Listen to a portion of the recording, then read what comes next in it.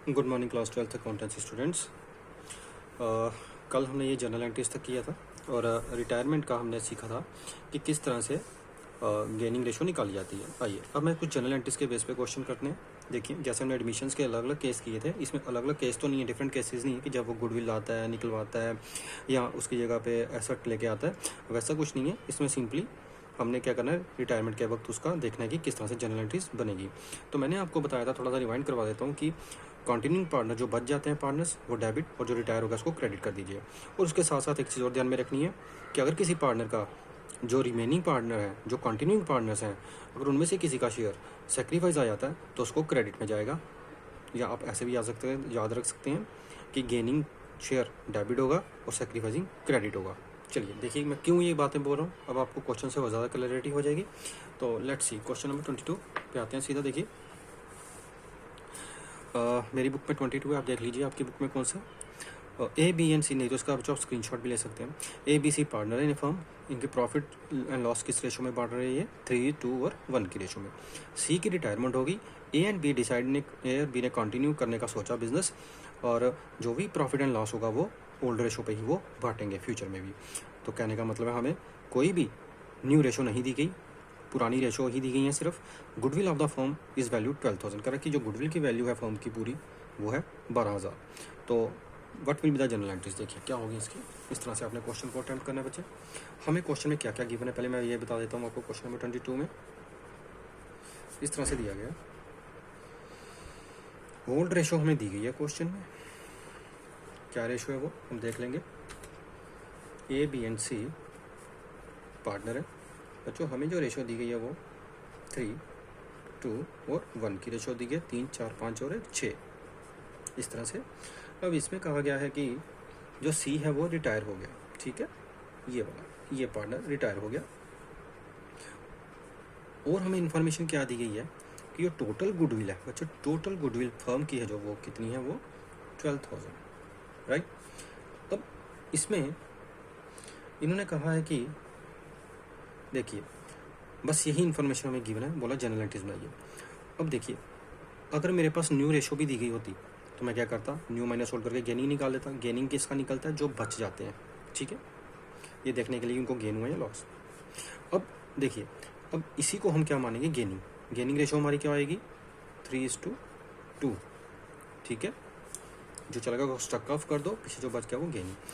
अब इस पे आते हैं वापस। सी का शेयर क्या होगा गुडविल का, सी शेयर ऑफ गुडविल। देखिए जब कोई पार्टनर रिटायर होता है तो उसकी जो गुडविल है उसका शेयर निकाला जाता है। तो जैसे एडमिशन के वक्त जो न्यू पार्टनर आता था उसका गुडविल का हिस्सा निकाला जाता था, वैसे ही यहाँ पे भी होता है। तो 12,000 का बच्चों देखिए किस तरह से होगा। क्या शेयर था इसका, 1/6।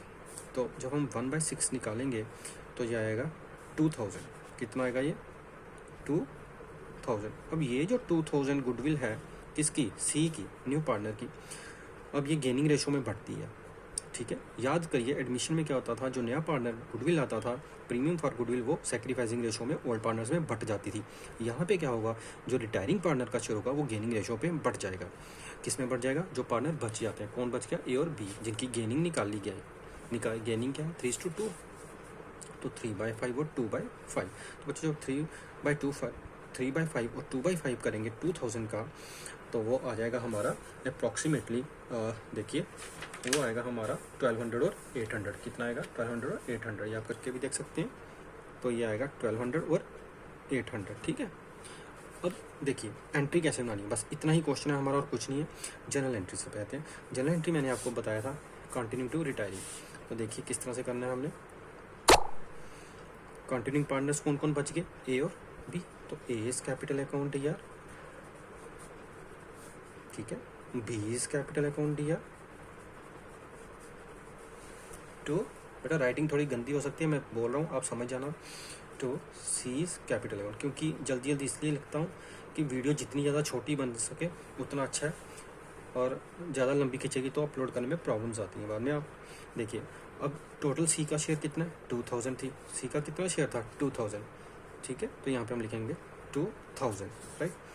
अब इसमें से 1200 एक है और 800 बी का, बस यही है हमारा, और इसमें कुछ नहीं आना, दैट्स इट, ख़त्म। Being goodwill distributed in gaining ratio, goodwill हमने गेनिंग रेशो में बांट दी, कंटिन्यू को डेबिट किया, रिटायरिंग को क्रेडिट कर दिया। अब बच्चों क्या होता है, कई बार जब न्यू रेशो दी गई होगी तब हमने देखना है कि उसमें अगर जो रिमेनिंग पार्टनर है उनकी गेनिंग रेशो निकाल लेंगे हम न्यू माइनस सोल्ड करके, तो देखेंगे कि माइनस में आ रहा है प्लस में। अगर माइनस में आ रहा होगा किसी पार्टनर का तो वो भी क्या जाएगा, नीचे चला जाएगा क्रेडिट में, रिटायरिंग के साथ साथ। देखिए वो मैं क्यों बोल रहा हूँ, अब ये क्वेश्चन आपको करवाता हूँ, उससे आपको और ज़्यादा क्लैरिटी हो जाएगी। बच्चे देखिए फटाफट देखते हैं विदाउट वेस्टिंग एनी टाइम, ताकि हम जल्दी से अपने इसको कवर कर सकें। देखिए इसी वीडियो में मैं कवर करूँगा उस चीज़ को भी। ये क्वेश्चन बहुत बार पूछा जाता है, देखिए इस तरह के 24th क्वेश्चन पे ही देखिए, स्क्रीनशॉट ले सकते हैं आप इसको, स्टॉप करके पास करके। एक्स वाई जेड 3 पार्टनर है, इनकी रेशो दी गई है 3:1 ओल्ड रेशो, कह रहा है जेड रिटायर हो गया। The new profit sharing ratio between X and Y 1:2। अब जो न्यू रेशो दी गई है, जो बच गए पार्टनर एक्स और वाई की, वो आगे से किस रेशो में इंजॉय करेंगे प्रॉफिट्स को, एक्स और वाई की रेशो में। ऑन जेड्स रिटायरमेंट, कह रहा है जेड की रिटायरमेंट में जो goodwill of the firm, goodwill की क्या वैल्यू थी 30,000, ठीक है, जेड की गुडविल उसमें से निकाल लेंगे हम, पूरी फर्म की गुडविल में से पूरी फर्म की गुडविल 30,000 दे रखी है, और हमें न्यू रेशो भी है, ओल्ड भी है, 3 चीज़ें दे रखी है बच्चे। तो कह रहा है जनरल एंट्रीज बनाइए, देखिए किस तरह से आएगा। कह रहा है कि जेड के जाने के बाद किसको फ़ायदा किसको नुकसान, कितना कितना गुडविल हुआ, देखिए। तो बच्चे क्वेश्चन नंबर 24 है मेरी बुक्स में, आप देख लेंगे।